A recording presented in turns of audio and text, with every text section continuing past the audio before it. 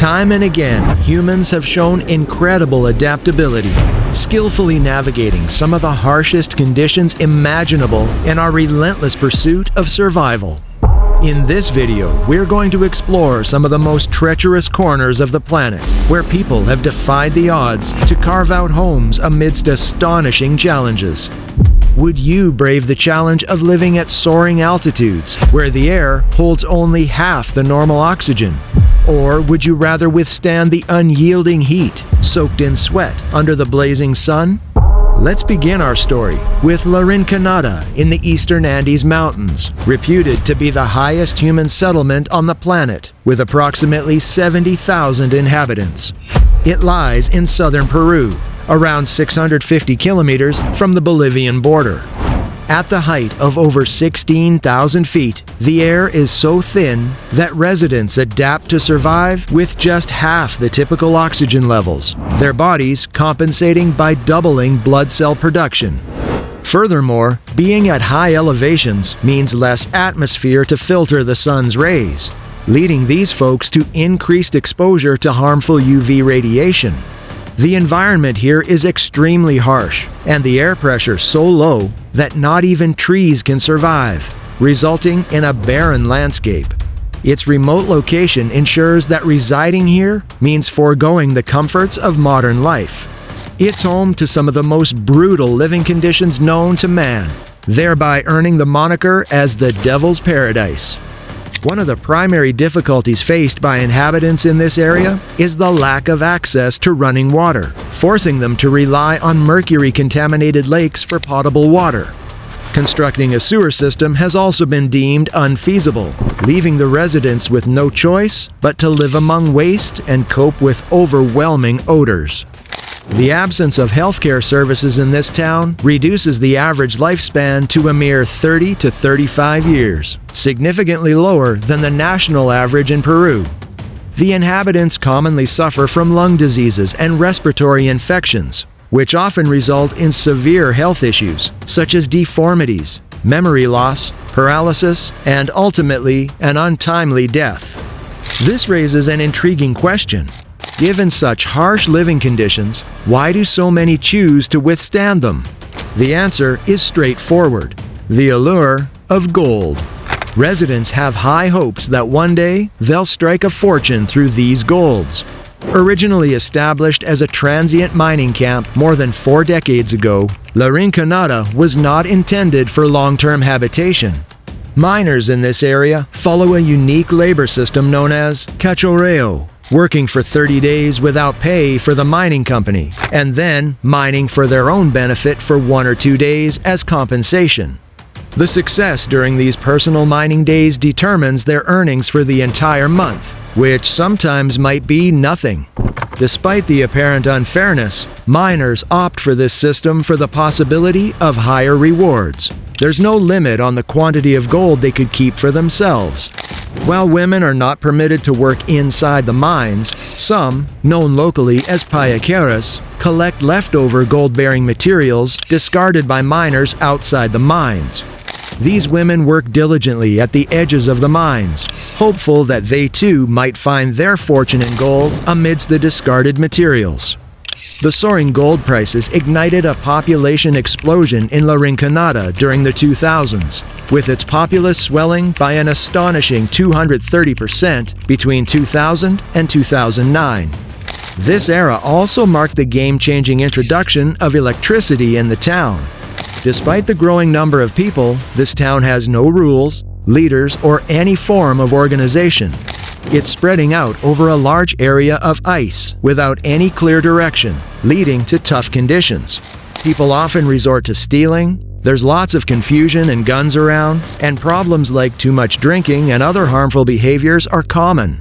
Since no one is responsible for the town, there's no progress or improvement happening. The situation here really shows what Charles Darwin meant by survival of the fittest.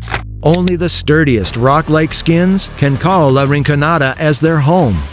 In line with human nature, we always find ways to have fun, even when things are tough. This holds true for the people of this town too.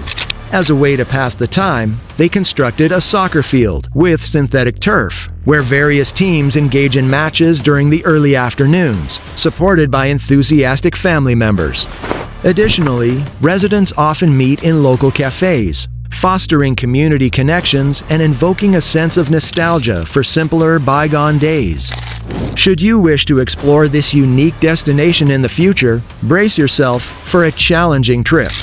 Anticipate navigating a treacherous mountain path that snakes through grassy areas, is littered with rocks and soil, and frequently becomes icy and slick.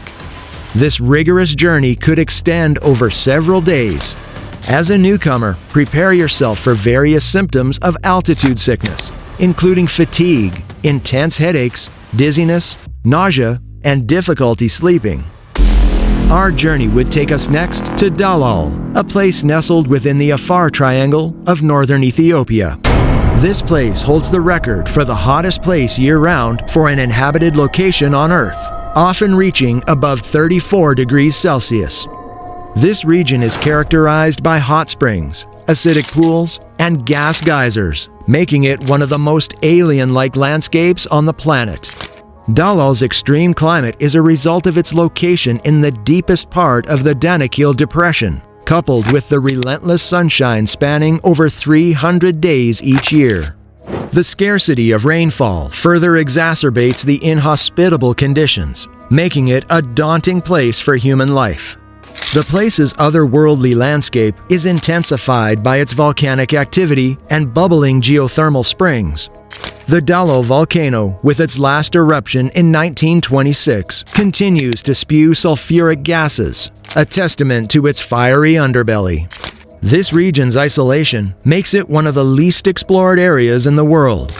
Yet, the Afar people have embraced the challenge of residing in this harsh environment, undeterred by the extreme heat that characterizes their homeland.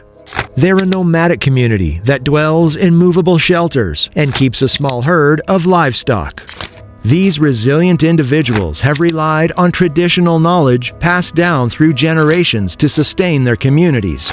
The sweltering heat profoundly influences every aspect of their daily life, from attire to the ways in which they tend to their livestock and conduct salt mining on the adjacent salt flats. Inhabitants must don garments that shield their entire body to fend off sunburns and heat stroke while laboring under the sun. However, the scorching heat is just one of the challenges faced by these individuals.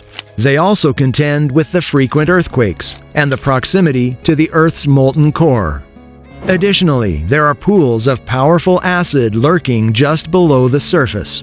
Stepping into one of these acid lakes would mean a bleak chance of survival. As you might have guessed, water is a rare commodity here.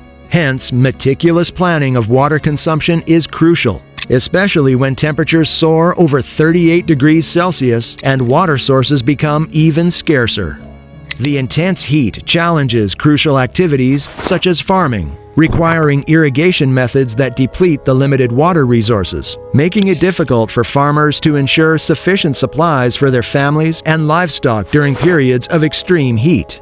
Their daily livelihood depends on salt mining, a tradition passed down through generations. They venture into the expansive desert basin to harvest salt, which they then carve into blocks. These blocks are loaded onto camels and carried back across the desert to be sold all over the country. Yet there was a time in Dallol's past when it was a major site for potash mining, a key ingredient in fertilizer during the early 20th century. Back then, salt deposits were easily accessible on the surface, and mining relied on basic tools. To transport the Ethiopian salt, the first railway connecting the mining area to the Eritrean port was established by 1918. Unfortunately, the harsh climate proved too challenging, and mining operations ceased following World War I. While heading to Dallol can be pretty risky, it's definitely doable, especially if you're up for a Mars-like adventure right here on Earth. Just make sure you're okay with driving for hours, crashing in basic digs for the night, and keeping your water bottle close by. On the extreme opposite of the scale, let's journey to the coldest inhabited place on Earth, Oymyakon, Russia. This place experiences extreme temperatures that can drop as low as -50 degrees Celsius. In fact, it's been recognized by the Guinness World Records for recording the coldest temperature in a populated area, an astonishing -67.7 degrees Celsius. The cold air makes your breath look like tiny ice crystals, and during winter, there's not much daylight, making it always seem like early evening. The snow-covered scene is mostly in shades of blue and white. It might seem unfathomable why anyone would choose to live in such a harsh landscape. However, it underscores the remarkable tenacity of the human spirit. This is a compelling illustration of our adaptability, showcasing our presence in every conceivable habitat on Earth where life can sustain itself, no matter how slight the chance. In this place, people learn various methods to endure the severe cold. Traditional lifestyles blend with necessary innovations to combat the cold. Homes are heated by wood-burning stoves, essential for survival, and cars are left running to avoid freezing engines. Given the impossibility of agriculture on the permafrost terrain, the inhabitants of this frigid region primarily subsist on a meat-based diet. Indeed, their culinary staples include such specialties as reindeer meat and fish, ingeniously preserved through freezing. A particularly distinctive dish from the area features ice cubes crafted from horse blood paired with macaroni, a combination that has become essential for survival in the extreme cold. These unique dietary adaptations are not just about subsistence. They're a testament to the ingenuity required to thrive in such an inhospitable climate. You might be curious about how the residents find entertainment, given the prohibitive outdoor conditions. In Oymyakon, socializing and community life morph into unique experiences centered around warmth and camaraderie. Social gatherings flourish in the warmth of homes or in the enveloping steam of a banya, the traditional Russian sauna. These cozy assemblies provide a comforting respite from the relentless cold outside. Oymyakon is equipped with only one shop, a post office, a bank, a fuel station, a tiny airport, and a school. The kids there attend school regularly, only skipping days when the temperature plunges below -52 degrees Celsius. Yet, amidst these challenges, there lies a mesmerizing reward: the breathtaking spectacle of the Northern Lights. This celestial phenomenon, often a dream entry on many bucket lists, is a regular delight for the inhabitants here. They have the privilege of experiencing the Northern Lights' majestic ballet in the sky, which bathes the icy wilderness in an otherworldly luminescence. This frozen realm, with its serene silence, where snow cushions every sound and the air is piercingly pure, provides a perfect canvas for the aurora's dance, making every hardship faced seem a small price to pay for such ethereal beauty. If you're interested to know more about the rich history and culture of other countries, be sure to watch our next video. We hope you like our story, and we'll catch you in the next one.